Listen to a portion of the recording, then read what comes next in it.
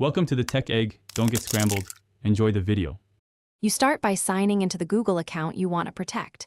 This ties every change to the right profile. Once signed in, go directly to My Activity or Google account settings to access privacy controls. Make sure two-step verification is enabled now. It prevents unauthorized changes. You do this first, so the subsequent privacy toggles apply to the correct account and stay secure. After verifying your login and security, proceed to Activity Controls without delay. Once on Activity Controls, pause or turn off web and app activity to stop future logging. This stops new entries from being saved. Then set Auto Delete to a conservative window like 3 or 18 months, so older data is removed automatically. Choose what balances privacy and usefulness.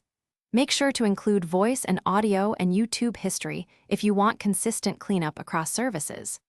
After adjusting these, review device-level settings, so synced devices follow the same rules. To finish, delete existing history.